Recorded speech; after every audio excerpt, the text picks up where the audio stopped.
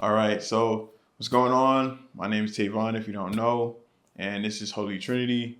This is basically a sit down talk where we help people find their reflection in other people's stories. And today I have here my brother.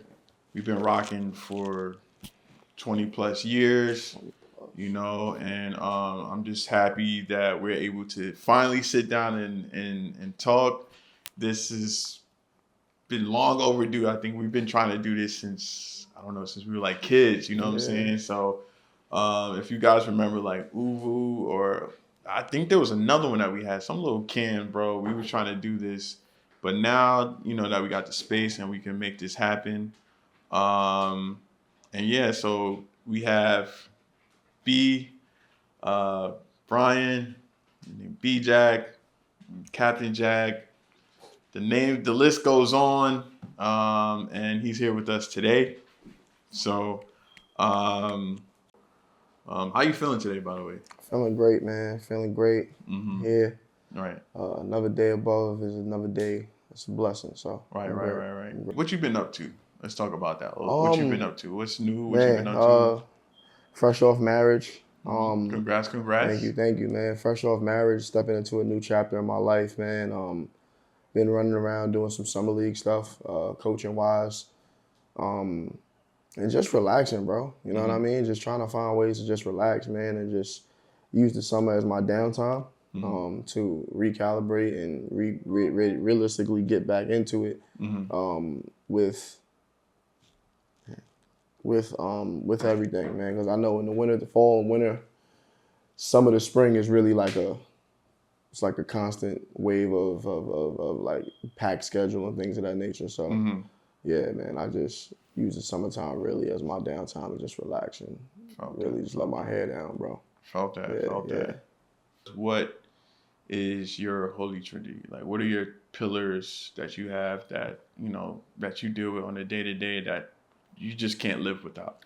I would say my three pillars is definitely basketball, um, music is a huge part of what I've been experiencing throughout my life since I was a kid, and then I would say the newest one would be coaching. You know what I mean? That's something that I would say since 2018, even dating back to my last year of actually playing in college, has been something that's been kind of at the forefront for me. Mm-hmm. It's just something that was placed on me, and I would say coaching is a big part of that. And even coaching and me being an actual teacher, I think that it just goes hand in hand with what I do. So Mm-hmm. yeah, those are my definitely three pillars: coaching, basketball, and music For for sure, sure. for sure. Basketball is crazy because it's just like how we like really bonded, and I think your basketball journey itself, it's a real testament. I don't even know if kids these days would be able to do what you did or be able to accomplish what you accomplished, Right, the route that you took right, playing basketball, right. and I mean, I would love for you like to just touch up on that, like your journey. How did you get into basketball and leading all the way up to I guess where you currently are at right now. So I grew up. My dad is a sports junkie, right? Mm-hmm. Like all across the board, all sports.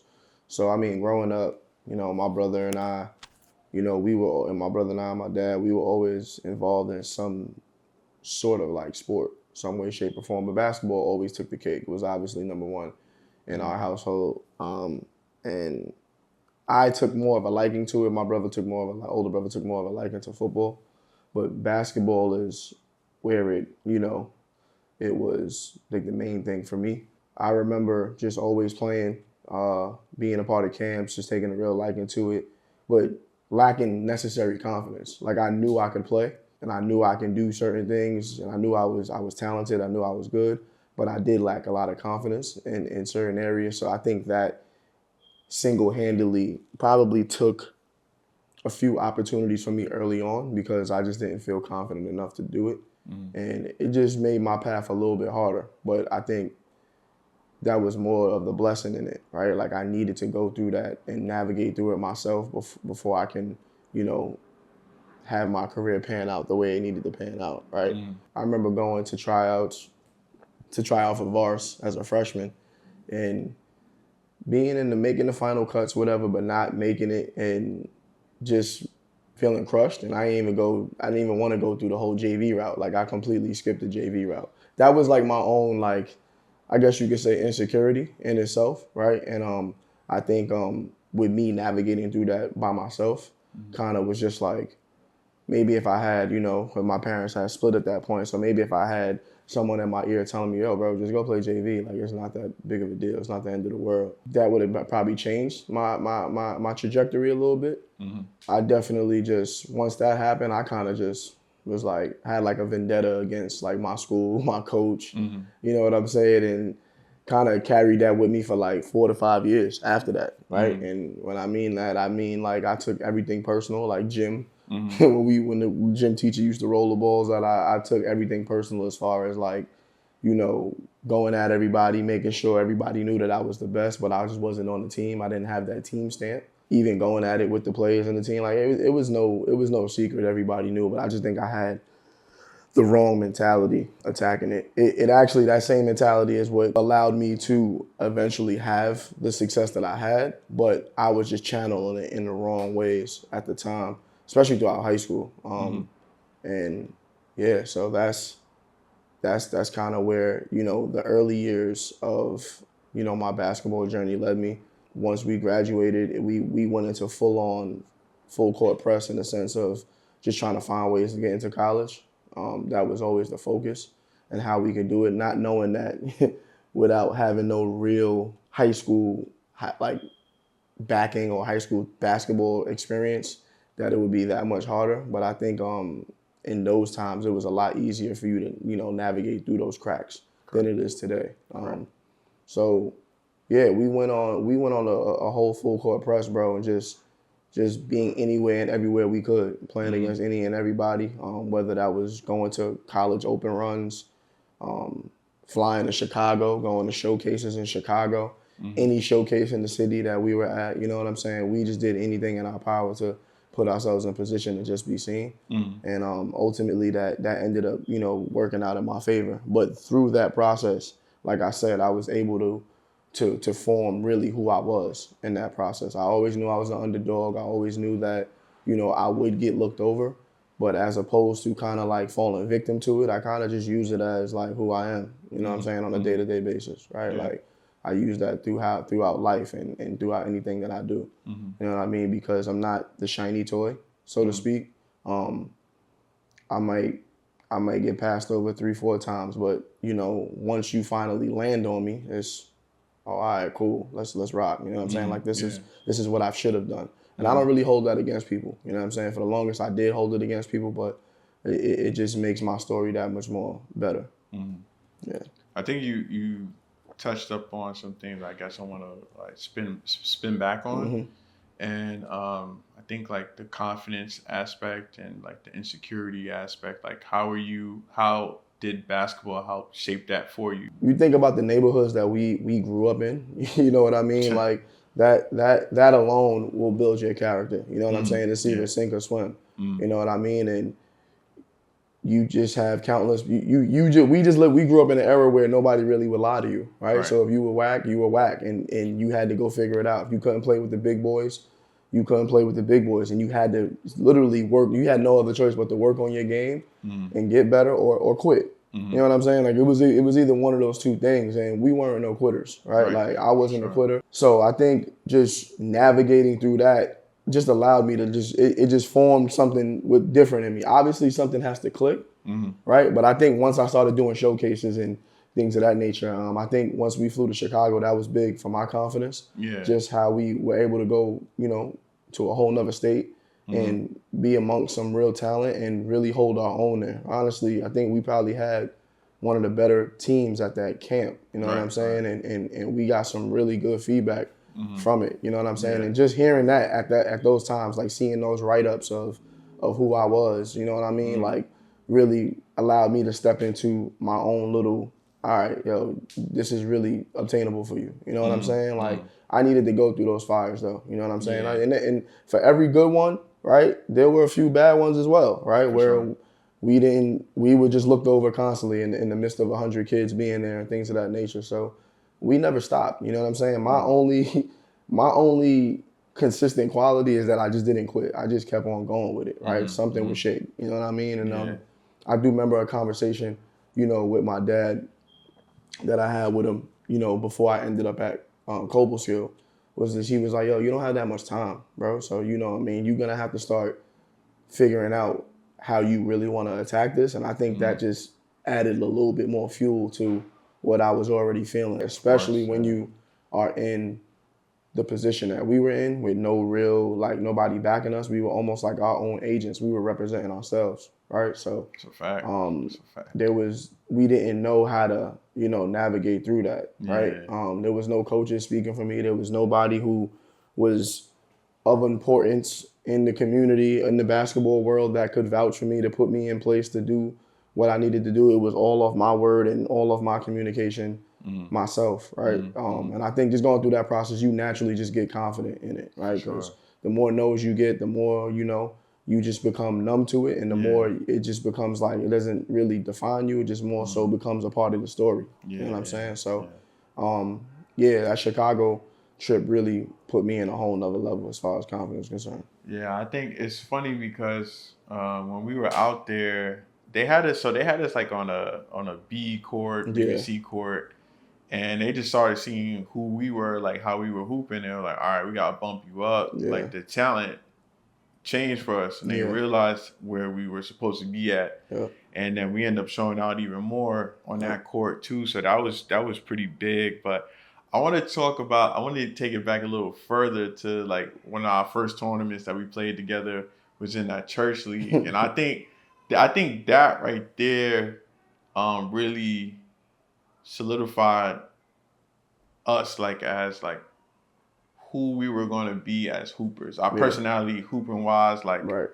like we were just man, we played with a different type of like fire. Like we were all kids Right. in this church league, and we were playing against grown men. Yeah. You know what I'm saying? Yeah. Like we were playing against grown men, 14, and 15 years old. exactly. I mean, that was what was that? I think that was the year Greg Oden got drafted. Yeah. So around that time, I don't even know around what year that was, but like that was something, and I don't even think we at that time had like that experience of like playing in high school at that time. But like DP, he was like coaching us during that Yeah. time, and he really put us in a space where we could flourish. Yeah. He gave Yeah. us those roles early, at that age Absolutely. early, Absolutely. and I feel like we took that, and that was like kind of like the standard for us moving Mm-hmm. forward.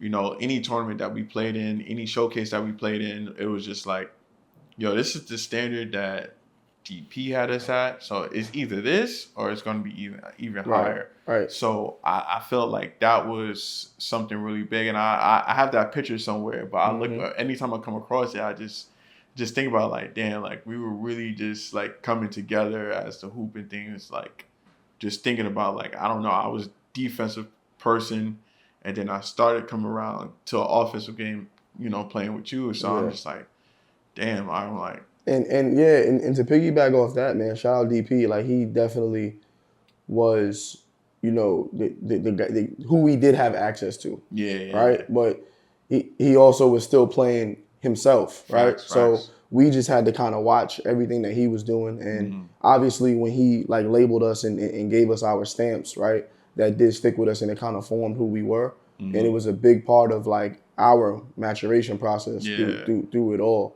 yeah. Um, so yeah, man, DP definitely held it down as far as that's concerned. Even the coaching, man, and him just putting the battery in my back. I remember even him being like, "Yo, bro, like you have to get 30." Like even Mm-hmm. somebody just like saying stuff like that, and not really like saying it because like that's what was needed to win. We were gonna win regardless, but it was just Mm-hmm. like, yo, like just get in the habit of like thinking the game through from a mentality standpoint. Like, yo, this is Mm-hmm. how you get 30. This is how you score your points. This is how you manage the game when you need to Mm-hmm. manage the game, right? Mm-hmm.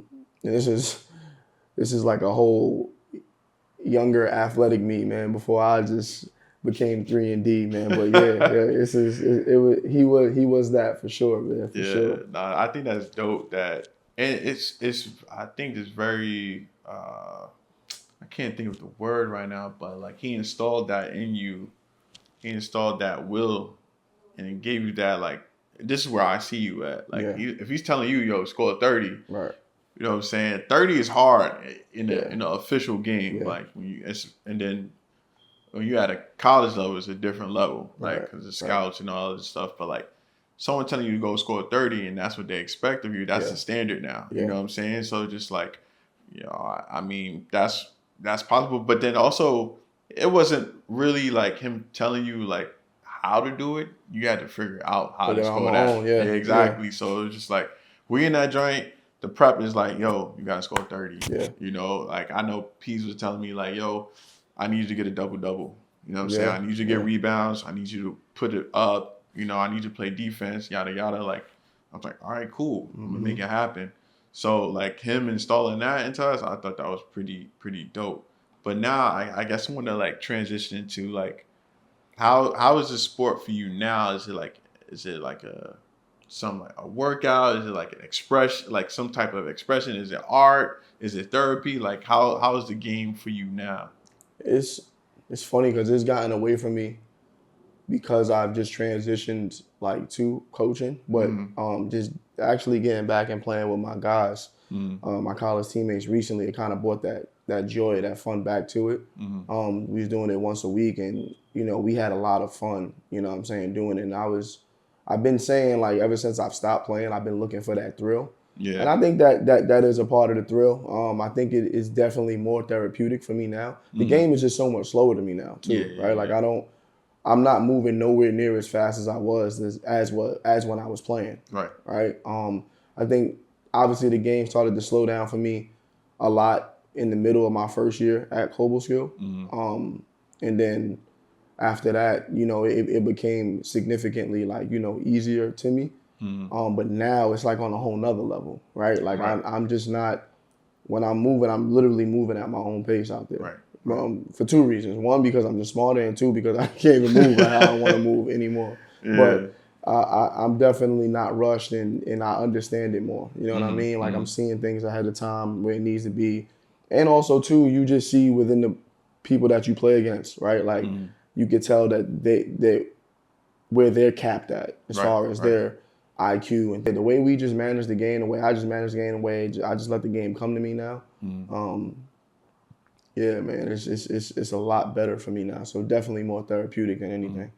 You won a championship, and I want to know like your thoughts on that. Like, how was that for you, winning something like that at a collegiate level? Like, I was confident in what I knew yeah, and what I knew the game of basketball to be up to that point, but college basketball is a completely different ball game. I had to learn how to play a role, and I remember really working out with Lex at the time because at the time it was his team, mm-hmm. and I kind of noticed that, and I was just like, yo, let me just align myself with with what he has going on because he's in here working out. I'm trying to work out. We had already been working out up to that point, like that's what we knew, and so we was working out, man. I was working out with him, Mike too, because he was also rehabbing from his knee injury. So we was always all in the gym together, man, just working out, getting after it. That's when it started to I started to understand what the college game is all about. Then you get to practice and I had to put the training wheels right back on ASAP, like, because I didn't know anything, right? Like,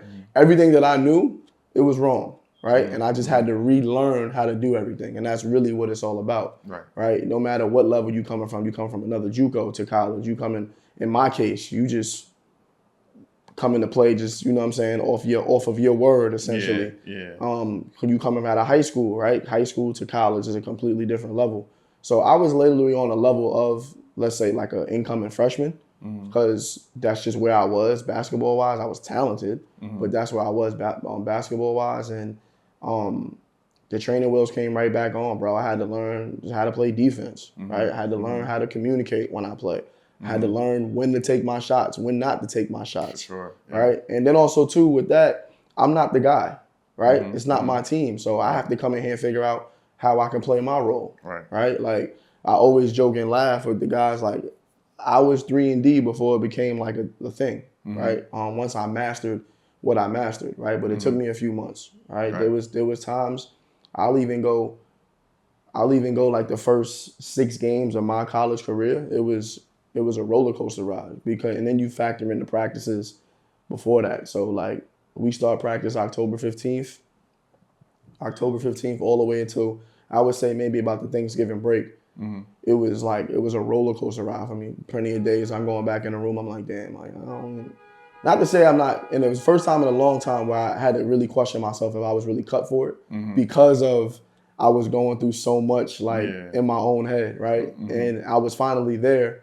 And one thing that was really at the time I had a freshman playing over me at the same position that I had. He was actually starting a few games and not this. I was never mad at him. Obviously, I was always the best teammate, cheering my guys on, and never showed it outright. You know what I'm saying? But there was a little bit of like internal thought, like yo, like damn, like what's going on? You know what I'm saying? And but I also knew that when my name was called, I just had to be ready, whatever that was, however that had to be. You know what I mean? So it really wasn't no extra. It was just extra focus. You know what I'm saying during the season. Yeah. And really just making sure that things weren't asked of me twice, right? Like learning from everything, learning from my mistakes, right? Sure. And I think those things have naturally, allowed me to step back into the role. And I think by that 7th game of my first year, I started, and I never looked back, right? That position was never going to be handed back to someone. I wasn't going to be one of those guys that was coming in and out of the lineup. And I think for more than anything, that was my mentality throughout college. That's been my mentality throughout life. Like once you hand me something, all right, like it's mine now, right? Like you can't. The only way you're gonna have to take this from me is if you just have to be that much better than me to get it, right? Sure. Yeah. And if you're not head and shoulders better than me, then it's not gonna work. Like this is mine, right? That was always been my mentality. So then you factor in like the games started to get slower and slower and slower. Like the first 10 games, I think we were 1-9, or I think we played 10 or 11 games. We either 1-9 or 1-10 going into the going into Christmas break. I just remember like us just not really feeling like we were that, right? Because every game we played, I think it was decided, maybe with an exception of like 1 or 2, it was decided by such a small margin. All right, so we felt super confident in our play and how we were doing things and going. I think I went back up there a little early just to get back into the into the flow of things, getting back into the groove, and that's where it really changed for me. That it really changed for me that first year, and just in terms of my role, man, and just being able to knock down shots and being that knockdown shooter when it was needed, man. And we ripped off, and I think we went 15-2 in that second half of the season, and those 2 months was like arguably the best 2 months of just my basketball life and just how everything, happened. You know what I mean? Like we were really on another level, and to be a part of a team and being part of something that, was just clicking on all cylinders, it really is something special. And then you factor in the behind the scenes things, right? Like the practices and the blood, sweat, and tears, literally, not even trying to be cliche, like everything that factors into that, that's the beautiful aspect of it all. We were all brothers. We did everything together on that team. We held each other down. We argued. We fought. You know what I'm saying? But like we literally pushed each other until we couldn't push no more. You know what I mean? And I think for more ways than one, that whole team was full of underdogs. We all had a story. Right. You know what I'm saying? We all literally had a story. Like it's in terms of like being looked over in some way, shape, or form. Some guys was on their third chance, their last chance. You know what I'm saying? Me, with my path to get into where I had. So it was special and super rewarding that it happened that way, because it was literally written. You know what I'm saying? Like now that I think about it now, I look back on it like it was literally like all God. Like it was literally His plan to put that in place the way it needed to be put in place. You know what I'm saying? And to have all of those guys on the team like that, who all of them still my brothers to this day, man, we literally were able to figure that out. I was able to figure that out. You know what I'm saying? To do my little mental hurdles, my mental battles that I was fighting. Once I was able to get in my groove and I knew what was expected of me, there was no turning back, for sure. Man, thank you for sharing that. Yeah. And I think you brought up something too, because basketball is also a pillar of mine, and I think I would agree to say that the mentality of what basketball teach you, you could definitely help transition that into life. And you were saying that within that space of a freshman playing over you, and you basically worked your ass off to get to that spot. The mentality was built that day. You know what I'm saying, or shall I say, built so that once you get that spot, you have to be 10 times better than me, but it's not going to be given back. So like, how has the mentality of basketball translate basically into life for you? You know, because again, I'm thinking ball is life. Like that's the saying, but then it's just like the life lessons that you learn from basketball. How has that been able to be transitioned into life for you? I think everything I do is it starts with me looking in the mirror, Mm-hmm. right? Um, in any situation, right? Mm-hmm. Like I said, I was never mad at you know my teammate playing in front of me. Mm-hmm. The first thing I literally did through that process was having to ask myself, what am I not doing? Correct. Yeah. Right? Like, Yeah. because it's so easy for me to be like, it's so easy for me to nitpick Yeah. at Yeah. who is playing in front of me or who has the spot that I want. But I also just had to ask myself, like, what am I not doing Mm-hmm. to you know what I'm saying, to reach Yeah. that? And then once I ask myself that, day by day, you start peeling the layers back, you know what I'm saying? The answer is right before you. Mm-hmm. You know what I'm saying? If that's what you want. It's Correct. the same thing in life, right? Mm-hmm. Like Mm-hmm. I'm any situation that happens, I'm always constantly looking in the mirror at myself. You know what I Mm-hmm. mean? Even if I'm right in a situation, Mm-hmm. I still want to understand. Matter of fact, forget right or wrong. Mm-hmm. I'm more so about the understanding aspect of a lot of things, Right. right? Yeah. Like Yeah. Yeah. some things do boil down to right or wrong, obviously, Mm-hmm. but I need to understand the understanding aspect of everything, Right. right? Right. What did I say that made you probably feel this way or Mm-hmm. go this way? Or what did Mm-hmm. I do that made this reaction or a chain of reactions happen the way it happened, Mm-hmm. right? Mm-hmm. Basketball prepped me for that. Right. It literally prepped me for that. Mm-hmm. More importantly, I think also too, when you think about the basketball game itself, it's so back and forth, right? Like basketball is the only sport where you can literally be on offense, make a mistake, and then get it right back on defense, or Mm-hmm. vice versa, make a mistake on defense and do the right thing on offense by Right. either scoring the basket, getting a good offensive rebound that may lead to an opportunity for somebody else. That something positive that happens, right? Mm-hmm. That can literally happen play to play. Right. Right. And that's the same thing with life. Right. Mm-hmm. If I have a bad Tuesday, it doesn't mean my Wednesday has to be bad. Correct. Right. You know what I mean? So as I close my eyes and I wake up the next day, I have to kind of cut ties with what happened the day before. I can't kind of, let this be like a domino effect into what Yeah. happens day to day. You Yeah. know what I mean? Next play The mentality. next play Yeah. mentality Yeah. at all Yeah. times, right? Mm-hmm. And that is synonymous with life. That's Mm-hmm. why, basketball still to this day is a huge part of what I do. Because Mm-hmm. for the longest part of my life, when I was forming who I was, it was a big part of it, Mm-hmm. right? So Mm-hmm. now that the basketball is like no longer bouncing for me in that regard, Mm-hmm. what life aspects can I take from what I've learned and Mm-hmm. what's been there, and how can I bring this into my day to day every Mm-hmm. day. You know Mm-hmm. what I mean? For sure. I look at life like a basketball game, Right. literally. Yeah. Yeah. You know what I mean? Like I look at it like a basketball game. So, Mm-hmm.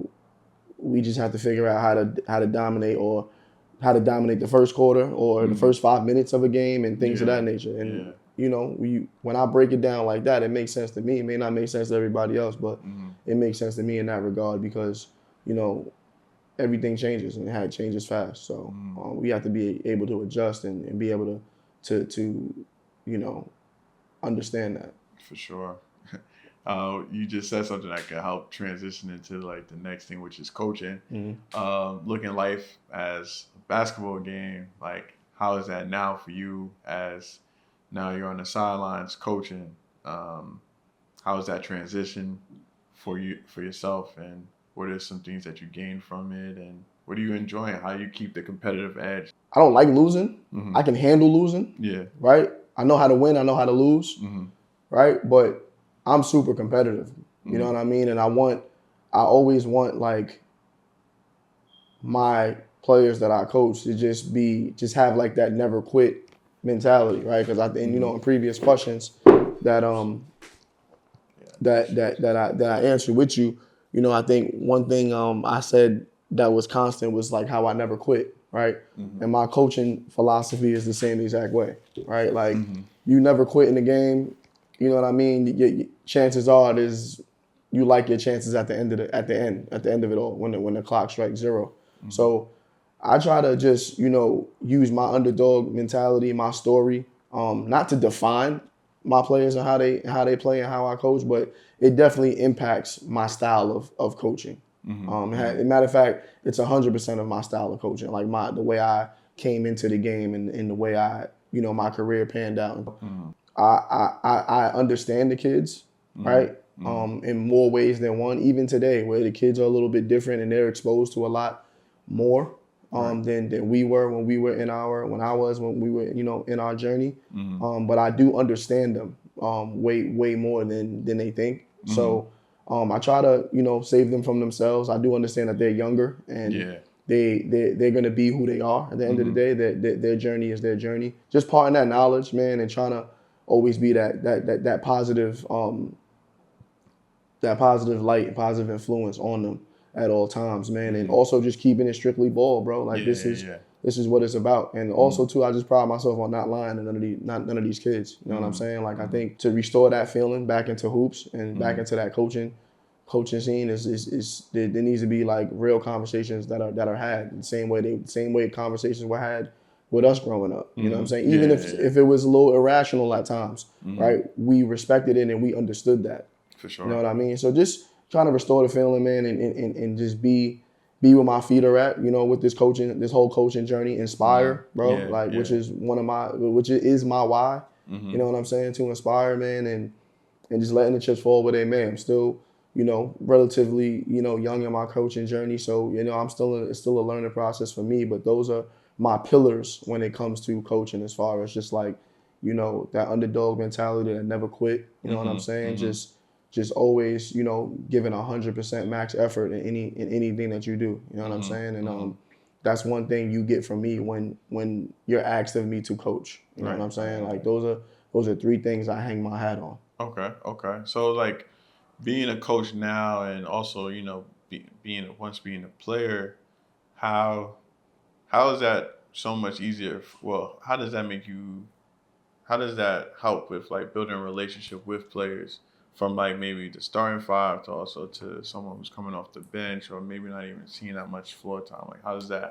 Because I've been in all three places. Right. Like I've been a starter. I've been a key contributor to a collegiate team. You know what I mean? I've been a guy on the bench. Right.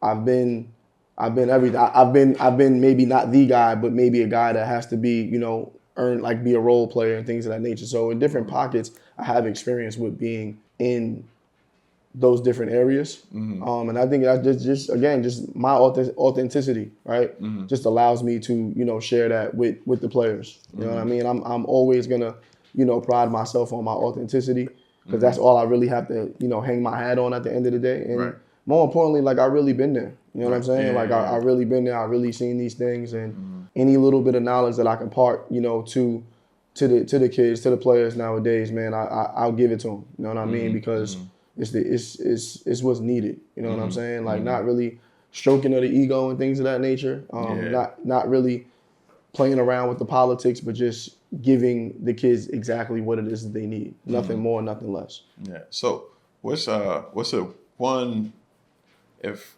you had to have like one principle for coaching that stands out to you the most since you've been doing it, what would you say is the one key principle for coaching for you?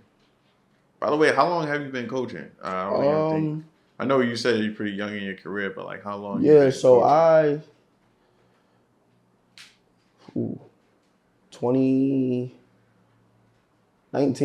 Yeah, it's right. So right before 2018, 2019, right before the pandemic. Lead assistant at my alma mater, Cobleskill. Came down. I did that all the way up until the pandemic. Came down here. And I've just been doing AAU ever since and little things. And now I'm at the assistant coach for the freshman team at Stepinac. Okay. Doing that. I'm going into my third year this year. Congrats. Yes, thank you. But I think one of my principles, man, I think is never quit. Right? Just never quit. I can deal with a lot of things over the course of a basketball game, but quitting is something that'll never sit well with me. Right? I don't care what the score is. I don't care what the mentality. I mean, I don't care what the game is throwing at you. I think if you ever look into a player's eyes or look into anybody's eyes and you see them quit, I think that's more damaging than anything else. So I don't ever shape how you are in life. Yeah, you know what I mean. You quit now, you'll quit on any. It's easy for you to quit on anything else in life. So I don't never want to see you quit, despite how hard a game may be or how easy it may be, how things may be going your way, how things aren't going your way. Yeah. Because that at the root of quitting, that's what it stems from, right? It stems from something not going your way, so you just packing it in and just throwing in the towel, and that doesn't sit well with me at all. Like, you know what I mean? Like I don't think that should sit well with how we coach and teach our players. So early in this game, right? Like no matter what, I don't want to see you quit. I don't even care if the score is 100-2. Don't quit. You're gonna play every possession like it's your last, and you're gonna bust your ass. And I guarantee you, at the end of it, you can live with the results. You know what I'm saying? Yeah. So just never quit. Yeah, I think it's dope too, because the impact that you can have with these kids. Like you're basically building young men. Right. And it's just like that's in your hands, and like these are like that is in your hands. That's like kind of like the responsibility of it all. So just like with that, you're building the future. How does that feel for you? Like even thinking about it, besides, of course, you have the end goal of like winning and getting a championship, but then also the part that doesn't really get that much recognition, I feel like, on like social media and other places, is the building part. So how is that for you? Yeah, I mean, obviously, wins and losses is what you're defined as. Yeah. With coaching, but I mean, I think you're also defined on, how you make, your players feel, right? If your players want to be around you and things of that nature. I mean, we can rip off a list of a lot of coaches who probably are shitty, probably may have the wins and losses, but they don't. It really doesn't mean much because they haven't had any type of impact on the players, right? Like the wins and losses are cool for me, but I'm just as concerned about my impact on the kids as well, right? Because I do understand that I probably am at the beginning or one at the forefront of one of their coaches, somebody that they can reflect on, and they can be like, oh yeah, I learned this, or I played for Coach Jack, and this is what I was able to take from it. You know what I'm saying? Whether it's good or bad, you know what I mean? But like for the most part, I really want to just inspire that next wave of kids and really part some knowledge on them and instill something in them while they're with me. You know what I mean? So, and that's my intent going into it each and every time, right? Like I definitely am, very, very, tied in with that. Just as much as I am with the wins and losses. Got you. So I think one more thing I would like to ask is how does coaching fulfill you now, since you're not a hooper now? Like you still hoop, but like not at that level that you once was. How does that fulfill you now? I think I'm a natural born leader, right? So I think with me being just a natural born leader, part of my why is to inspire. I just like being around the kids, man. I like getting hands on, being hands on with them in such crucial years of their lives, and imparting something good with them, right? Because there's so much things that they can be consumed by nowadays, even more than we were when we were kids, right? So if they're with me for an hour and I can part something good with them, you know what I mean? Just small conversation, drills, whatever it is. Maybe not anything basketball related, but we are here. We're connected at the bottom because of basketball, but you could take so many other things from me. I that's what fulfills me at the end of the day, right? Like I can sleep good at night knowing that I'm helping the youth out. I'm giving them a safe space and a comfortable place for them to just thrive and also to step into their own, lanes and their own world and who they are as young men. Mm-hmm. All right. Just building some good young men, right? Because Mm-hmm. along the way, I do know that there were some people who may have parted some knowledge and parted some things on me that stuck with me and took me a long way, right? That I can always refer back to and go back to, and if I can be half of that, man, I consider my job, done. It just so happens that I also can do it through basketball as well. I like that. I like that, man. Coaching, man. Shout outs to coaching. Facts. Coach B. What did the kids call you? Coach B, Coach B. Coach Jack, Coach B Jack. Oh man, they don't. As long as they don't call me Coach Asshole, we good, man. Yeah. I'm weak.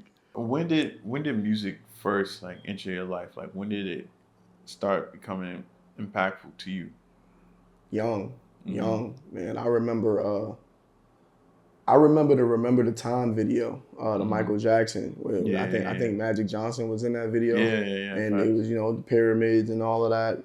That's like honestly speaking, if I can go back to something that I really remember that kind of started it all, it would be that video. You know what I'm saying? Like I remember that video just being on my TV as a kid, right? And then my dad spent some time in the industry, so I think there was always music playing in my crib, right? Like always music playing in my crib. My dad always like breaking down music, playing music over and over, man. And through that, my brother and I just was always listening to music, rapping different different songs and things of that nature. It was a huge part of of the household. You know what I mean, growing up. So, yeah, man, it's been a part of my life. I would say ever since then. We probably gotta look it up and see when that video dropped. But ever since then, that's how long. That's my earliest, like memory with music. Yeah. I was gonna say, who were like some of your like, what do they call that joint? Who's your Mount Rushmore of like artists that you listen to? Obviously, well, Hove has always been my favorite rapper, hands down. Nipsey, J. Cole, Wale. That's my Mount Rushmore. Yeah. That's my Mount Rushmore. For a variety of reasons. I think J. Cole takes me to a time of when I was trying to find my way and navigate my way through college and figure my life out with my journey. I think him being in college and him taking some of the risks that he took just to get to, into the industry, get signed and things of that nature is very similar. There are parallels between, the come up, the warm up to my journey and my path to me trying to get into college and play basketball. There's a lot of parallels there. Wale just as a young African American man, trying to navigate, through the world and trying to figure out how you can talk to women and how to navigate with different women. Nipsey, just, navigating through the struggles of being a kid from the inner city. You know what I mean? For me being probably from one of the toughest neighborhoods in the city of New York. And just not really falling victim to it. You know what I mean? And also too, just once you get out, how to stay out and how to, just maximize what you can ultimately with what you have. And that empowering factor, right? And Hove, man, just for that fly talk, man. Hove has always been that guy, you know what I'm saying? He's always transcended and taking everything up a complete another level, another notch, you know what I'm saying? So yeah, man, those four, man, are just big parts of what I've listened to growing up, and so many others, you know what I mean? But of course, if I could have had 20 Mount Rushmores, I could be here all day for guys that have impacts. But those four for sure. If I had to just go to it. Yeah, I know Hove is your man. It's crazy because you like introduced me to Hove. I think I was just straight bumping like Yay, maybe Luda at the time, but then you like put me on, you like, yo, you gotta listen to Hove, man. Yeah. I think Hove is just like, he's timeless, like the way his music and the stuff that he puts out and stuff like that. But also too, like there's so many things with Hov that like you it's quotable for like life, you know, and Yeah. it's just like just listening and like I think one of the first songs that really stuck to me, bro, that I think was Life Was But a Beach Chair. I think that what is it? Beach chair. Yep. Beach Chair, Yep. yeah. Like that song was something that kind of like, all right, I could bump Hove and that's when I started realizing too with music you could find certain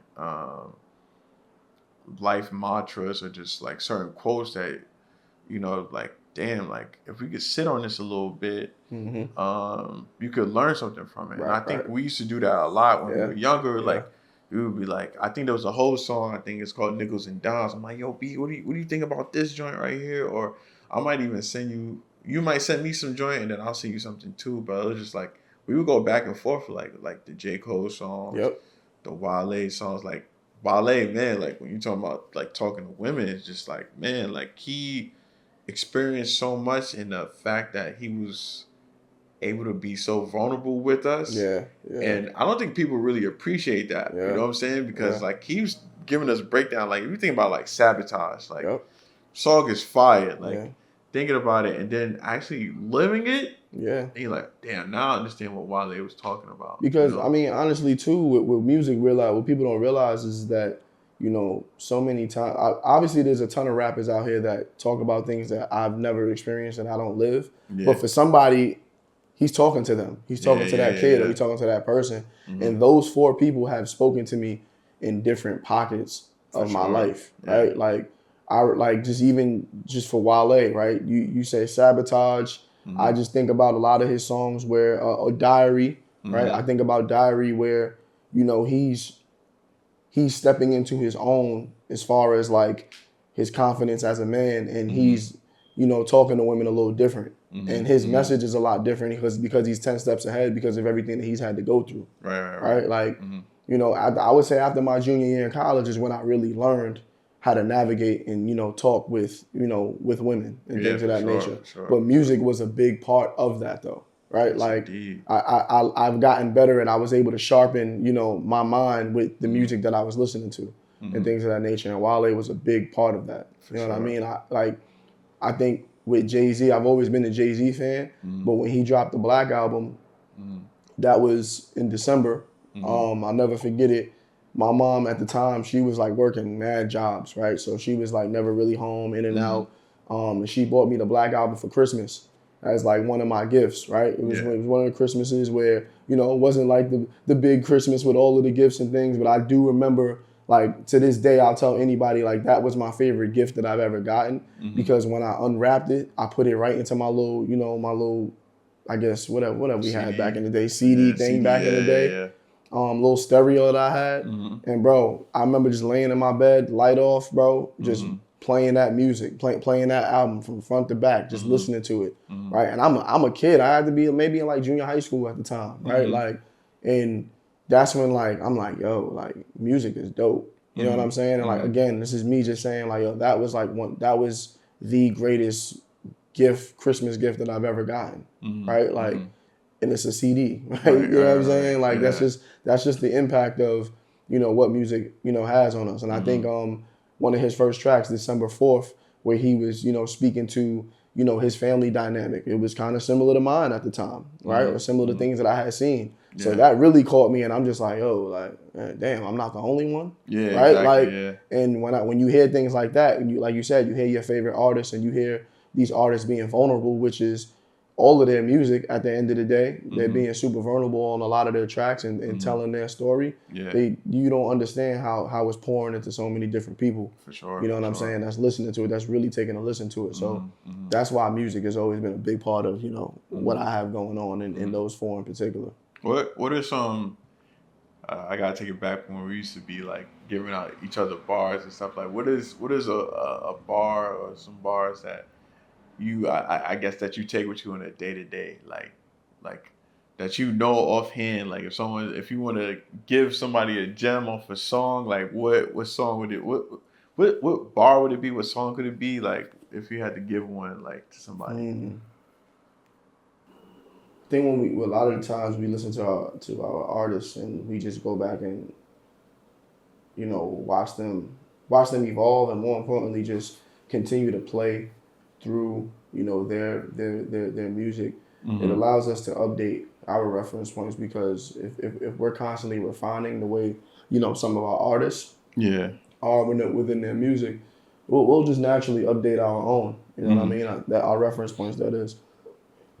Excuse me. So that's how I kind of go through the process. I know for a while, for me in particular, remember we spoke about I didn't like 444 at the time when it dropped. Yeah. And to me, it's not a popular album amongst a lot of people, but I think it's because they're holding on to a Jay-Z that doesn't have a wife and kids and is not vulnerable about his mishaps and things of that nature about his own relationship, and more importantly, like how he's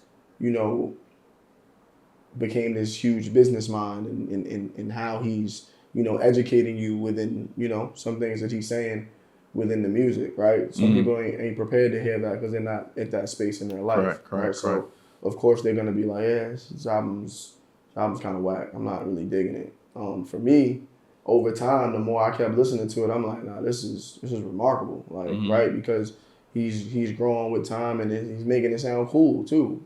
He's making you think investing is super cool, which it is, right? But it's starting to require you to think a little bit differently and outside the box. I love to hear people's thought process of how they dealt with certain situations within their own family, right? Because these are real life things, right? And we, I don't, but we tend to put these artists on a pedestal, right? We think that they're not human and they don't go through what we go through. Right. You know what I mean? And to actually hear your favorite artist or them speak on touch on certain situations, it really helps people out more than they know. You know what I'm saying? More than you know. So that album really kind of made me watch my spending and how I do things and how I need to start thinking about my future and how I can make my money work for me and things of that nature.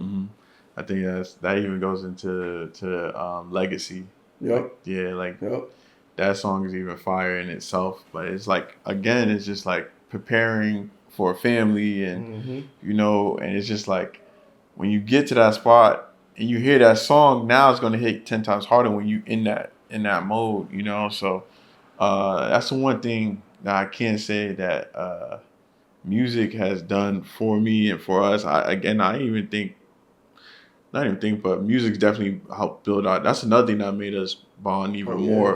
Music, basketball, those are some of the things that really helped us bond more, and just like going back and forth, having conversations about things. I think we would just really just sit back and just talk about music and hoops, for a while. We went to every park imaginable. We was in every community center playing. Facts. You know what I'm saying? Like we that I think there's a different grind today. Yeah. But I think that grind is, and I could be biased, I think that's the most authentic grind. Yeah. Because you learn so much about yourself in that process, right?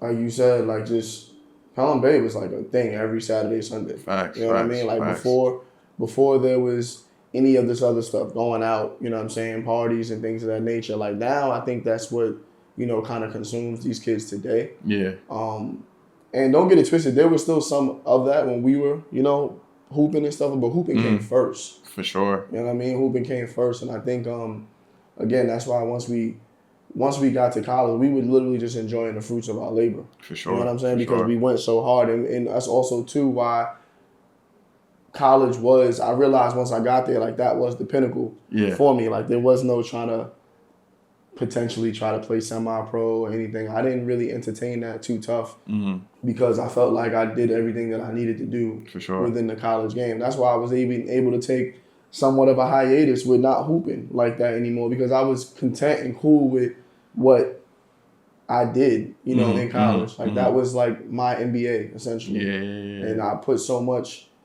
like, 2 to 3 years of like just consistent hard work into it. And, once I got there and, we won the chip first year, and, I had down season the following year, then a decent season. My last 15 games of my career is just like, I did everything I wanted to do, so I Right. was Yeah. able to max out. There was, to me, in my opinion, there was really nothing else, for me to do. That's why the transition of it into coaching was like, somewhat easy. And I kind of knew well into my last year that I was probably going to be a coach, just because of how young my team was, which is a lot of my guys still to this day. How young they were and how they were just under the wing. You know what I mean? And I knew that the same way I came into Cobleskill, right? They had to continue that tradition on, as far as like building keeping the program good. You know what I'm saying? Having that culture, essentially, right? The culture was passed down to me when I came in, and I know what it took because we actually won the chip and went to the NCAA tournament and things of that nature. So I knew what it took.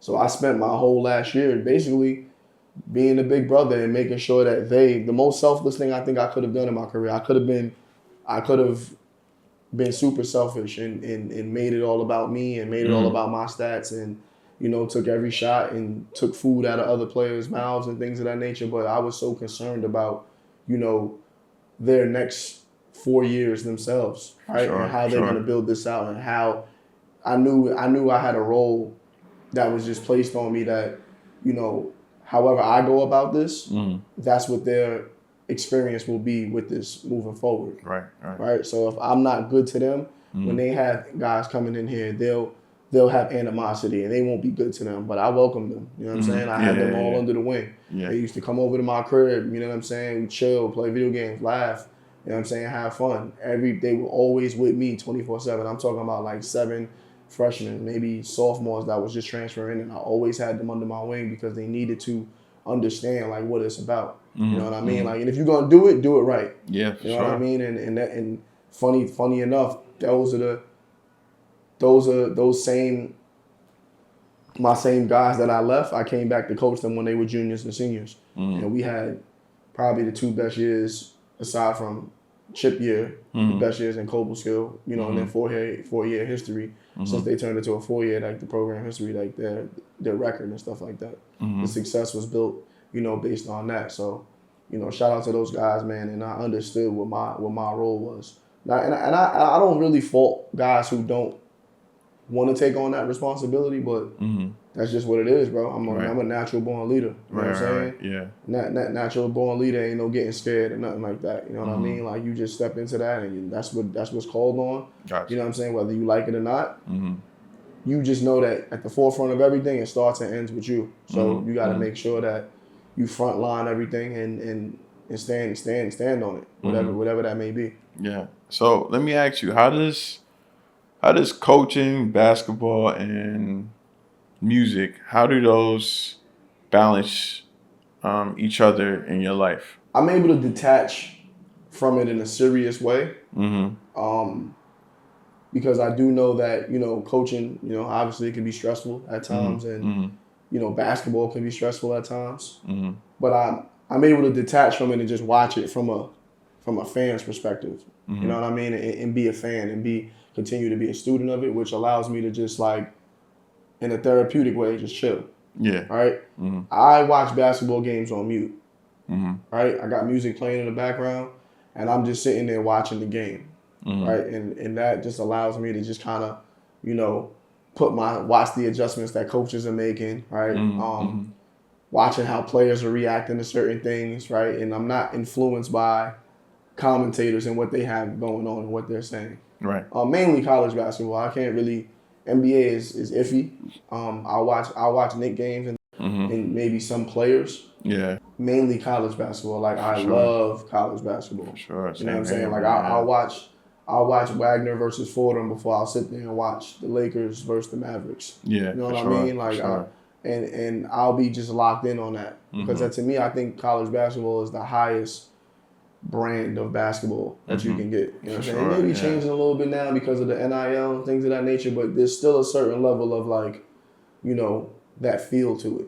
For sure. So that's what I really focus on, and that's how I kind of balance it. I just take the stress out of it and just watch it as a fan or a student of the game, and that's how I'm able to keep it balanced and fun. You know what I'm saying? yeah, I just try not to be, I try not to get lost in it. Because the moment I get lost in it is the moment I'll probably walk away. You know what I mean? So I just try to keep it as fresh and, pure as possible. Where do you see the biggest overlap between your three that you have?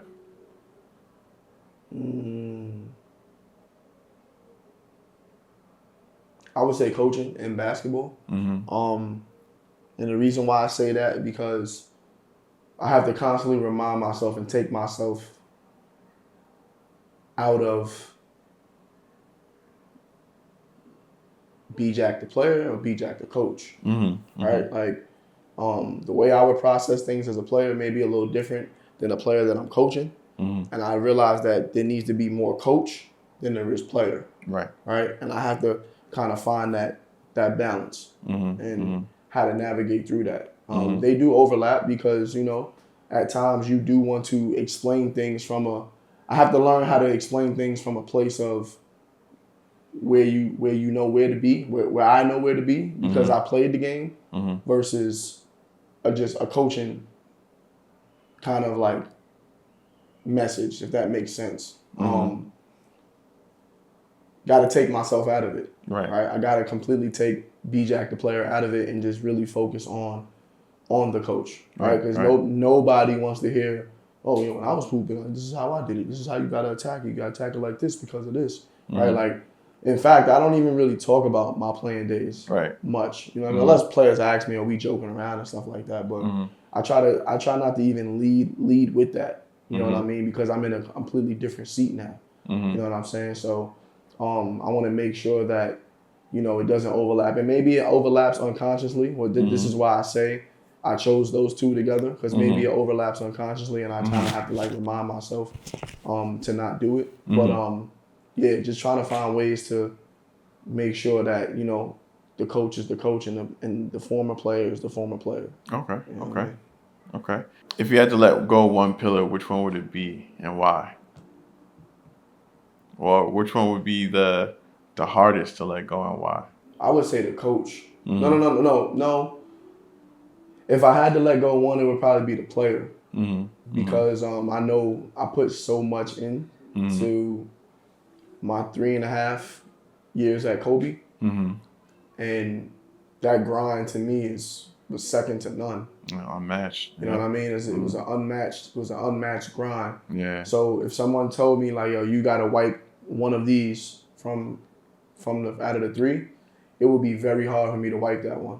Because that grind really has set me up for even just what I'm doing in life now. Right? Because I was able to lock in on certain things. I can't never tell myself or look myself in the mirror and say, nah, you don't know how to be focused. When I do know how to be focused, because I did it for 3 years. Like it was nonstop. Like that's all I did. Right? When you want something that bad, like you'll find ways to do it. So for me to erase that, it would be tough because that took a lot of this. You know what I'm saying? For me to come from within to do that, like a lot of sacrifice. Yeah. You know what I mean? Like you gotta think like at that time we were working. You know what I'm saying? I think we worked like maybe like 2 to 3 jobs. We were getting money, right? We could have been consumed by that and be like, you know what, basketball will always be there.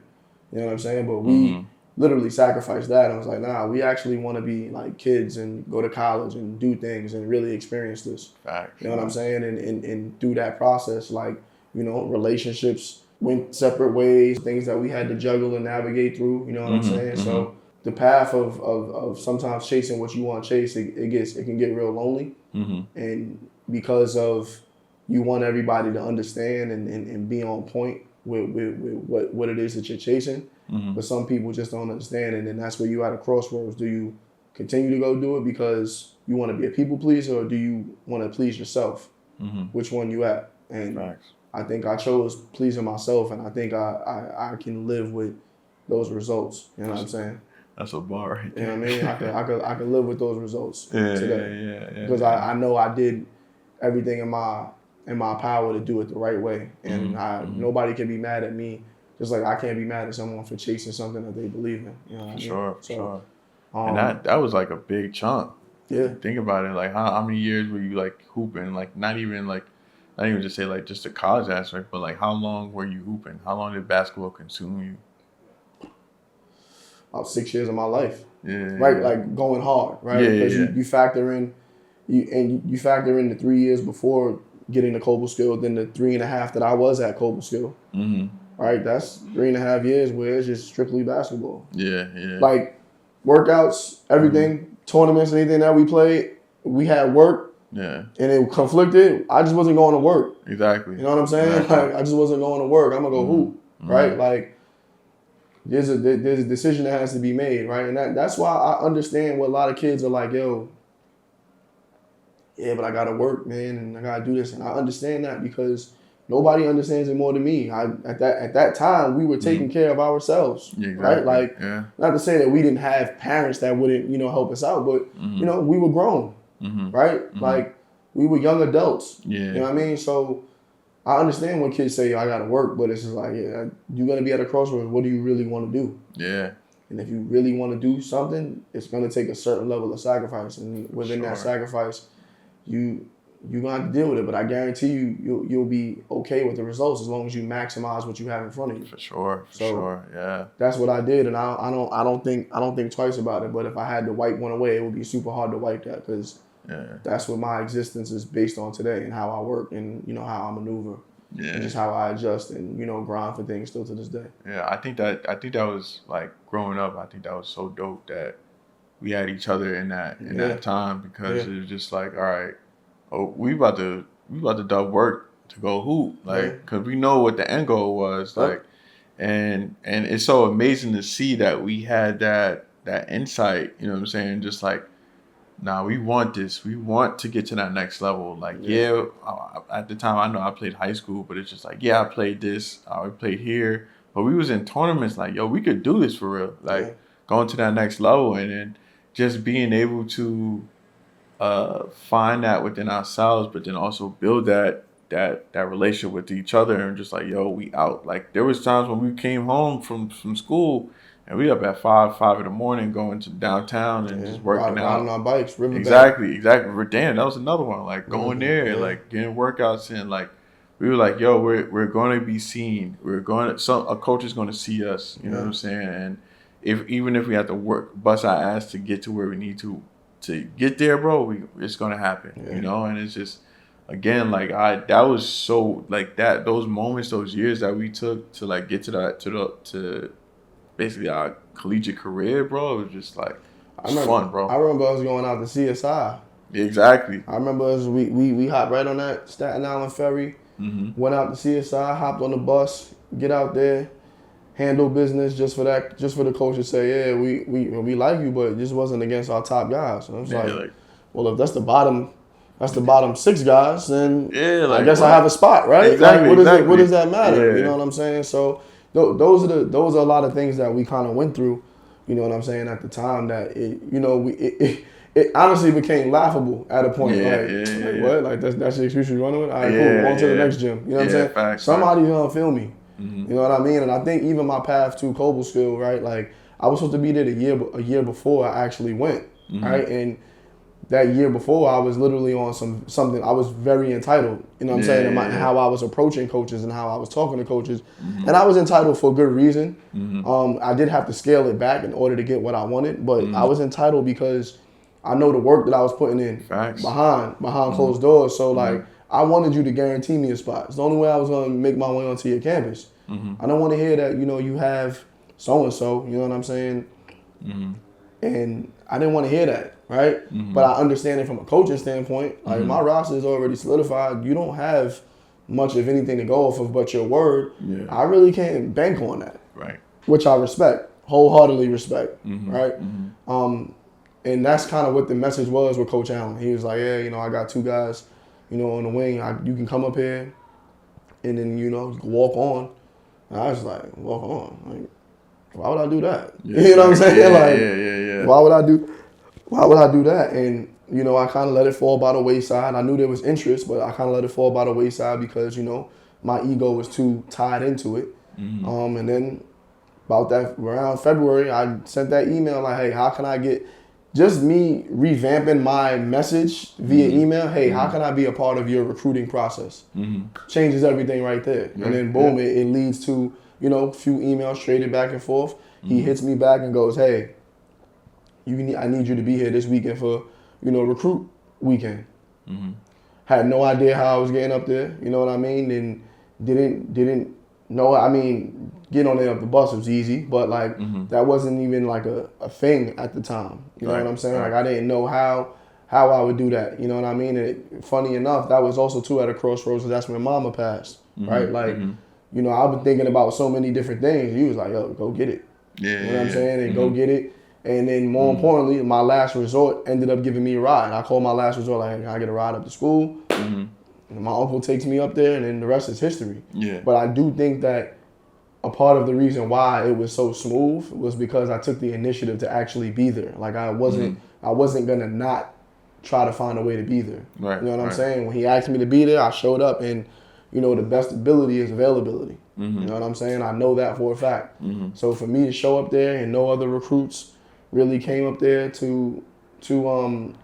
with me, because it was like a rainy weekend, and I was up there by myself, and I did the tour. I kind of knew I had it in the bag, and I came back home immediately and applied, got in, and the rest was history. But I know that me showing that initiative, right, which is something that I try to part with the kids today, like you just showing initiative is half the battle. Right? Like I'm more inclined to work with you if you are showing me that you want it. I can't want this more than you want it. I done did it already. You know what I'm saying? Yeah. I'm getting paid regardless. Right. Whatever that is. You know what I'm saying? Like, so I can't want this more than you want it. Sure. You're gonna have to want this. You know what I'm saying? In order for me to,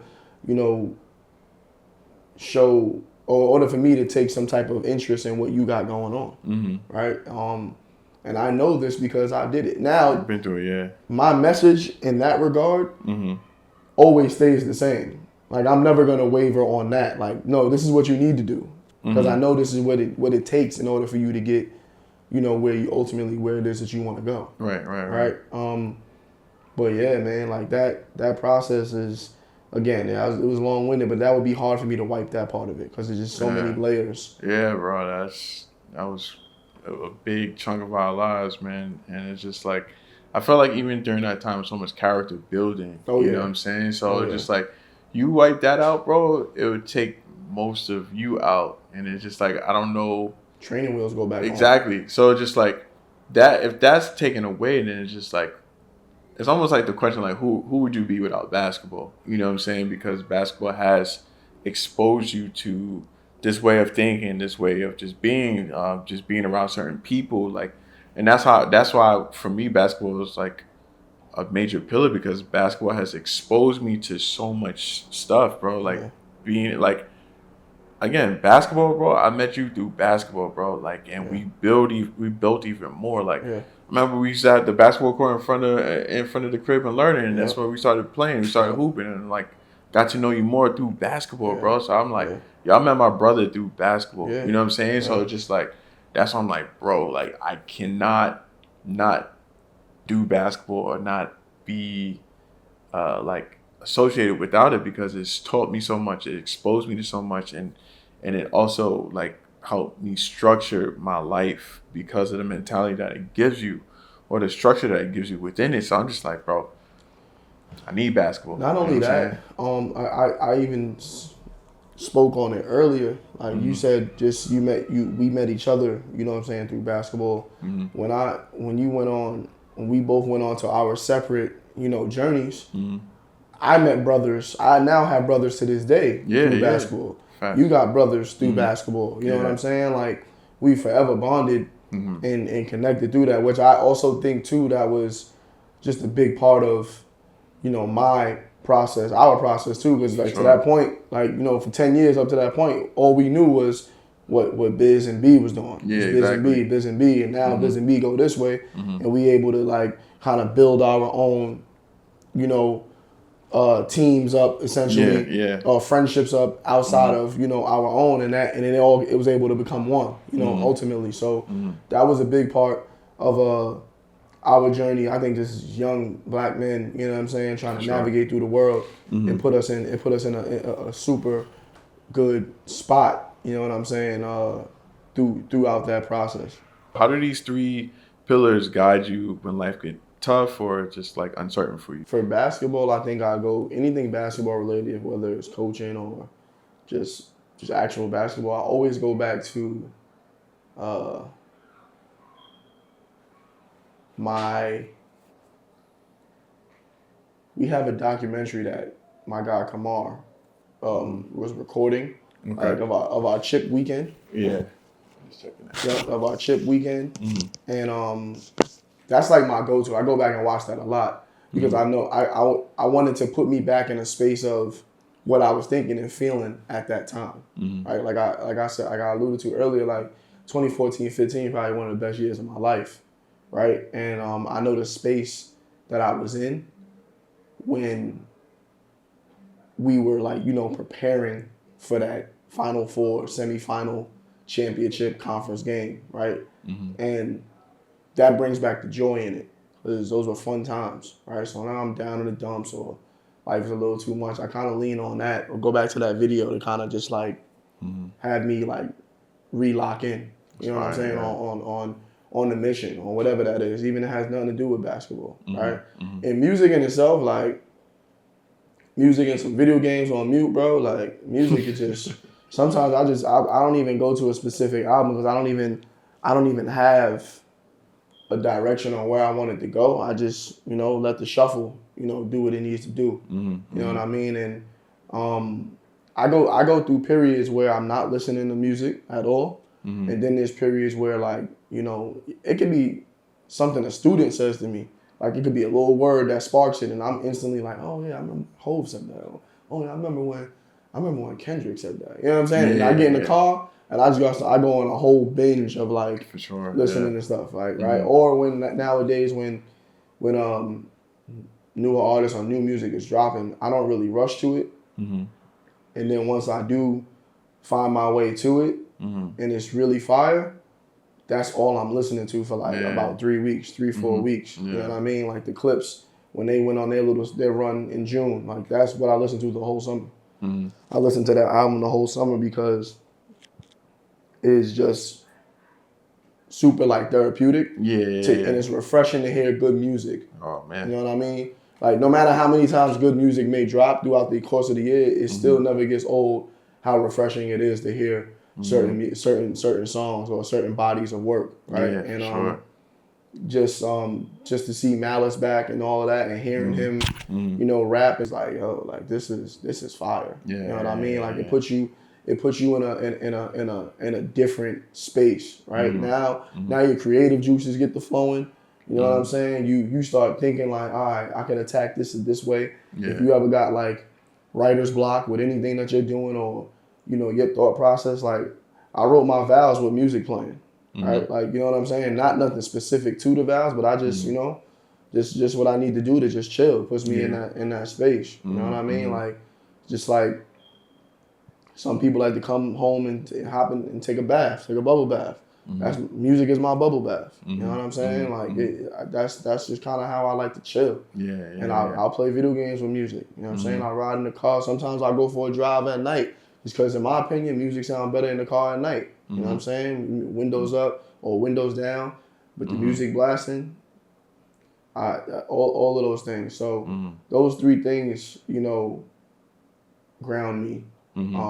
Well, going back to that video, to that to take me back to a specific time. I may even watch my own highlights. You know what I'm saying? Like, you was a bad, you know what I'm saying? Like just to get back into the groove of it. You know what I mean? Right. And have me just, feel that feeling again. You know what I mean? And for me to feel a little bit better. And then music, man, it's everything. You know what I'm saying? To me, the music is the cheat code when I'm feeling a little down in the dumps or life is a little too much. Because I know it'll get me out of it. But sometimes I just like to, lean on other things. Yeah. It's crazy. Lately, this is a song I've been listening to lately, and it's just been on repeat to the point where I play before like every meeting now, and it's "The Man in the Garden" by Kendrick Lamar, and the chorus is "I deserve it all," and then he just like going into things like, and he starts highlighting certain things like I think he was like less enemies, more good conversations or something like that. Like Yep. he's just highlighting, and I love the fact of just like hearing that maturity within music that's grown with me. You know what I'm saying? Like hearing these things that like come across, and it's just like, damn, this is where I'm at in life. Like, you know, where it's just like no shade on some people. Like, for instance, I'm like listening to Roscoe Dash back in 2009, 2010. I'm Yeah, like, yo, yeah, that's a vibe or whatever. I can yeah, vibe yeah, with yeah. it. But like, there's I some don't times hear that where, right now. yeah, I Yeah, don't. I want to hear something that's gonna like get my mind going. You know what I'm saying? But I don't mind listening to the fun stuff. But then also there's times where I be in my joint where I'm just like I want to learn something, and I know that music is gonna put me in a place where I can learn something, and I can gain something from it. Like I think, or just use like planting a seed. Like I think I shared with you this one with Childish when he was just like we don't take photos, we live it. You know, so I'm just like, damn, what kind of lifestyle is that? You know, what does that look like for me? So it's just like, cause and also too, I know in order for you to like excel in life and do certain things, you got to ask yourself questions. But if you start thinking with statements, you shut that down, and then now you're just living. You're just living. yeah. So, um, like listening to stuff that helps you question things in the right way is very helpful for me, and it gives me these different reference points of life. I'm like, damn, he's living like that where he's not taking no photos because he's just like, you know what? Let's just go back. Let's go back to Nice. Let's go back to I don't know Brazil or something like Yeah. that. Let's go back to wherever. And it's just like I don't have to take the photo because I could do it again. Oh man, I could relive it, and I think that's why we take photos sometimes because we saved or capture that moment. But in that bar, he was just like, "Listen, I don't even have to do this because I can relive it." But like, music is just something that has taught me so much too, and it just given me so much insight and access to people that I may not even have access to. Like, for instance, the 444 album, like that's another one. Like, there's so much you can learn from that, and but you don't have access to Hove. You know what I'm saying? But you're learning. So I'm just like truly thankful for that aspect of music, and yeah, just agreeing with what you were saying, man. Just like music, man. Music is key to life. Kind of what. I think this summer, the reason why I was so drawn to the the Clips album was because one, it's super rewarding to see other people finally get their just due, Mm, right? Like Pusha has been consistent, you know, for for better sure. part of 20 years now. Mm-hmm. And then you know, Malice comes back, right? Mm-hmm. And I think what life has been transitioning for me over the last few months or so, and just how I've been, you know, getting back into church and seeing the man of God come on and talk fly, you know what I'm Yeah, saying, on the yeah, track yeah. and not really miss a beat. You know Mm-hmm. what I mean? Like even when I hear, I hear Pusha say certain things, right? Like Yeah. he said a line where he was like, "The only Audi here is driven by my Alpere," and I'm just like, "Damn, Audi's a nice car, bro." Like, Right, you know right, what I'm right, saying? But right. he's Yeah. on a whole nother level to where like, yo, we don't even look at Audis, bro. Yeah, that reference And point, and man. It's and crazy. and that's something that I like to Mm-hmm. hear, Mm-hmm. right? Because now when I hear that, I don't get offended, right? I just get like, yeah, I gotta get right. You know what I'm Exactly. saying? Like Facts, that's facts, what I facts. start thinking in life, right? I Yeah. gotta. There's more to life, Facts, right? facts, facts, facts. And then just to hear Malice come back, bro, and him have probably some of the best verses on that album, bro. And Mm-hmm. we ain't heard Malice in like what 15 years. Yeah, yeah, yeah. So that's dope, bro. Like I Mm-hmm. just love seeing. Also, too, it's like there's something to be said about like grown men rapping about grown men things. For Like sure. I'm a grown man, bro. I don't really want to hear about little kitty stuff anymore, Yeah, right? Like, I yeah, don't yeah. want to hear about maybe dirty macking with your girl. Like another thing too on the back end of the Pusha thing, like Pusha's married, right? Yeah. He has a wife, he has a kid, right? Like Mm-hmm. Mm-hmm. I just got married, right? Mm-hmm. Like it's cool for me to see other black men in that space For sure. and make it look fly. You know what I'm Yeah, saying? yeah, Because that's yeah. where I'm at Mm-hmm. in life, right? I wanna make this chapter the flyest possible. Because I done made all the other chapters fly. Mhm. This is my next chapter to make fly. Right, You know right, what I mean? right. And to hear him talk about certain things, like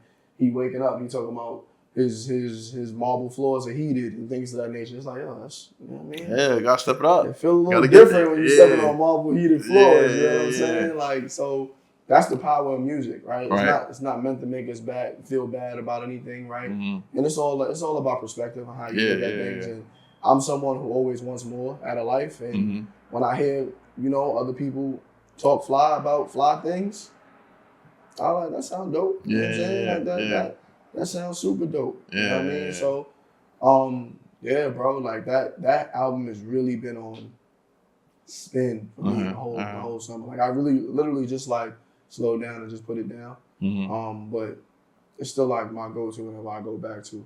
Mhm. Before that, it was the GNX. GNX, I played GNX the whole winter. Like, that's all I listened to was GNX. You know what I mean? Because again, we talking about another. It's not really off of controversy. It's really what he's been doing. Mhm. You know what I'm saying? I think the beef actually put him probably to a whole nother level. Yeah. But he's really been doing this for the better part of, since Cole and, Wale and all of them started. They all started at the same time. Right. He's been consistent as well. Kendrick. Yes, he goes on hiatuses, but he's been super consistent with his music, with his bodies of work. Right? And GNX was just flawless, bro. You know what I mean? I think about the one thing I love about the GNX is that all his features was people from his neighborhood, people from the same walks of life of him. Like he's building that community. He's putting you on, right? Like, and now you jumping out into the world. Now it's on you. Like, that's the type of love I want to part, and I share with my own people, right? Like that's how I want to put on for people, right? And another thing too, talking about another married man with 2 kids. Well, I don't think he's married yet, but he's been in a long time relationship. Right, and with a woman that he loves, and they basically common law married at this point, right? For sure. But that's what my life is trending, right? But that's kind of all I want to see. I don't want to see, you popping bottles and talking about nonsense that don't really. We lived that already. It's not applicable to me anymore. You know what I mean? I don't want to be consumed by that. You know what I mean? So for sure. Those 2 bodies of work that I really just had on spins has been a byproduct of that. Yeah. You know what I mean? So let me ask you, if someone was only to remember one thing about your journey, what would it be? What would you want that to be? Well, the most common, the recurring theme is that I never quitted. You know what I mean? Like I've had every emotion through it all. Yeah, you know what I'm saying? Like I just knew like if I stop here, this is probably it. I would literally tell myself that, like, yo, if I stop right here, it's just like, you know what? I ain't gonna play college. I'm always gonna be chasing something, like for the rest of my life. That's probably how I raise my kids. That's probably how I approach my relationship, right, with people, because I quit on myself. Like that cloud will always hang over me. So you walk away from my story, you walk away from my situation, you look at me and you're like, yo, like, you take that I've never quitted away, I can live with anything else. I could live with the rest. Right. But it was never a thought to quit, because I knew if I stopped, it would be over. Yeah. It would literally be over. I would probably never forgive myself for doing it. And again, you never forgiving yourself for doing certain things, it literally is a domino effect into any and everything else that goes on in your life. Yeah. For your future relationships. Again, like I said, how I may raise my kids, things of that nature, right? Because I was able to accomplish what I wanted to, right? And I know what that feeling is like, right? Like I don't really walk around with baggage, right? Like no unnecessary baggage, not self-inflicted baggage. I don't walk around with that because I've accomplished anything that I've set out to accomplish. Yeah. Right? Sure. And if I got to to the level and I just like failed at it, or maybe took a loss, then I just reorganize it, you know what I'm saying, and try to attack it a different way. But I never quit on it. I never quit on it, and I'll never quit on anything I do, you know, in life. For people who I guess are looking for that never quit mentality, like, what are some steps you think? And everyone's steps is going to be different, but like, what are some steps that you could suggest to people that can help lead them to building that drive or that ambition that you have?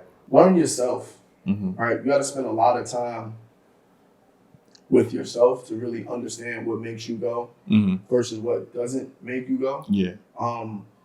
I think that's where it starts. It's not really something that anybody can part with you. Yeah. If anybody looked at me and wanted to help, it's because I showed them that I was willing to meet them or meet them halfway or do something. There was a certain quality about me that allowed them to think like, all right, I can help him out. Right. But that starts from the work that I've done within my own self. Right. Also, too, I would have people around you that are like-minded. I'm not going to sit here and act like I did this by myself. I had a phenomenal foundation of people around me that were able to push me. You know what I'm saying, and not really allow me to like, you know, slack. So to speak, go by the wayside. So that foundation is super key. Like, reevaluate who you're around. I think those two things will allow you to kind of like, you know, just transcend into where you are ultimately trying to go. Right. You to form that never quit. Like, also too, when you do kind of hit rock bottom, right? You got to realize that like when you hit rock bottom, then you can't get no lower than that. The only way is up.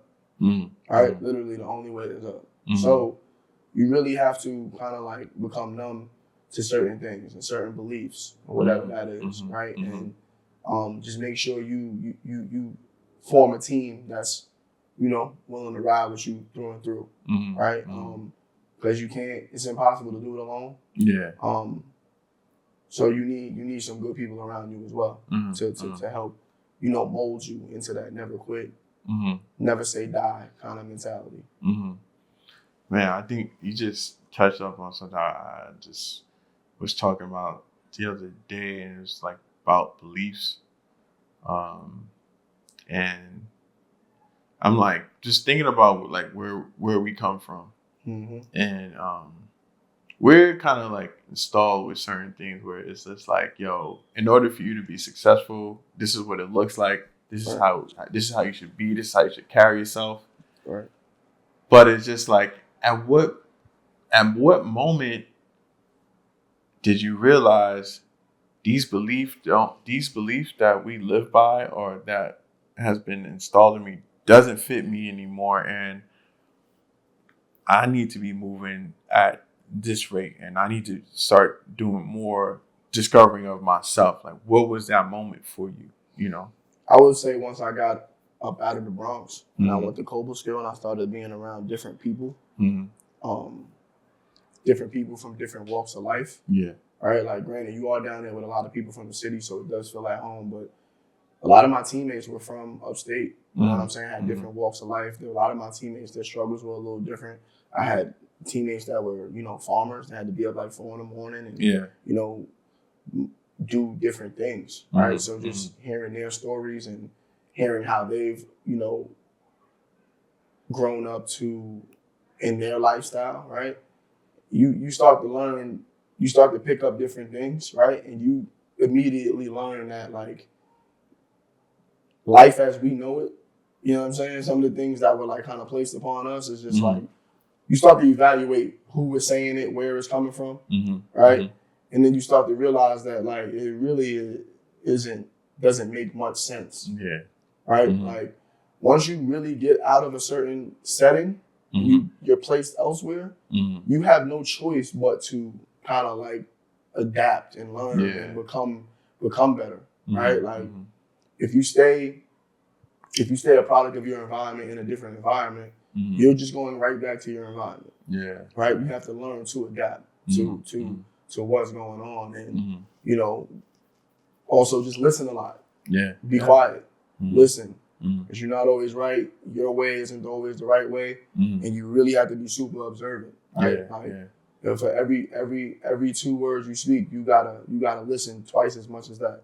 You know what I'm saying? Mm-hmm. Like, and I think that has allowed me to really just understand, like, you know, what I thought was, you know, correct, really wasn't correct the whole time. You know what I'm saying? And I think me changing my environment was a big part of that. And I'll always advocate for anyone to change their environment. Yeah. But more importantly, during me changing that environment, I was also learning from other people's experiences too. Again, I didn't stay a product of my environment in a different environment. Right? Like I'm from the Bronx, from the Soundview section of the Bronx, but I didn't go places, you know, leading with that. I went places leading with who I was as a person.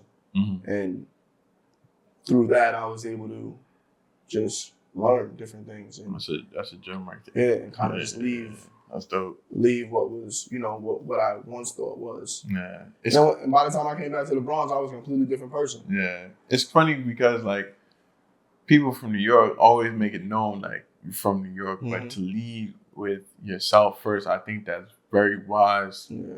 And probably one of the best decisions, because now it's like there's no premeditated thoughts about you now, because now they can only judge you off of you, and it gives you that kind of like grace for them to learn you and not be like, oh, he's from New York? Yeah. Oh, yeah, I already know how people are. Yeah, you're going to box me in regardless. Exactly. And I have a big issue. Not necessarily have a big issue. I understand why people box me in, because I don't really give people much as is anyway. That's just me naturally, right? But I was literally having this conversation with my brother the other day, and it was just like, I understand why people would box me in. But a quick question, right? Quick little conversation, you'll know that there's more to this story than just what you are already thinking in your own head. Yeah. You know what I mean? And that's how I approach it, right? Yeah. That's how I approach people. Yeah. Right? Like, it's very easy to judge a book by its cover. Like, that's the easiest thing to do. But I can easily just, once I spark a conversation, I don't cast no judgment on anybody that from just an outside looking in place, right? The judgment probably starts to come in once you start speaking to people. You know what I'm saying? And get to understanding who they are, what they stand for, and what they're about. That's where it comes from. I don't go off of like what 2 other people told me about this person, or what I overheard this person say. We're not speaking directly, and I'm not getting to know you directly. And it just, I don't give it that energy. I don't give it that energy, right? Like, I don't, because I know I don't like to be boxed in. And I know I do get boxed in, right? But, you know, it's life. It is what it is. And I understand where it comes from. So I do always try to make sure, you know, my personality and everything is on full display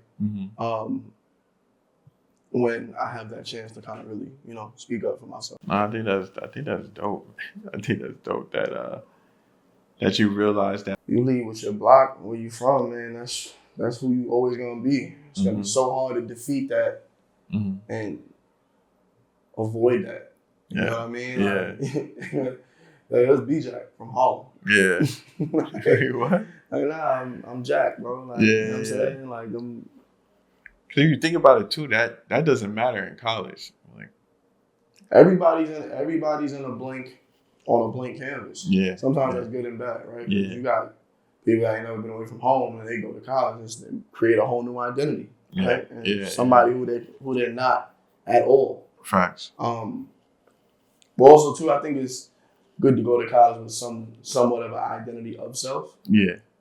This way you could just build on it. You go to college lost and not knowing what is good for you versus what ain't. Yeah. There'll be a group of people up there that'll define that for you. You would hate for that to happen. So we put together a pretty nice sit down talk here with B-Jack, my brother, and he dropped a lot of gems. So got to check out his episode. It's going to be up pretty soon. Yes, sir. Well, if you're watching it, it's up already. So Enjoy this. Again, thank you for coming by and just, Thank you, with brother. your time and just giving these gems. And if you're sitting here watching this, if you see something that that really speaks to you, man, don't be afraid to like reach out to the page and just check us out. We could get these questions answered. I mean, this is a journeyman right here, and it's just dope to again just to see where I met him at to where he's at right now, and it's just beautiful. It's just beautiful to see, like, and I'm just really honored and truly thankful to have this guy in my corner. And I'm always gonna be in his corner, but it's just like, yo, it's just great to have this guy. And as you can see, this guy is amazing. So hopefully you guys enjoyed the episode, and thank you. That's it. My dog. Yeah. That's a wrap. It's a wrap.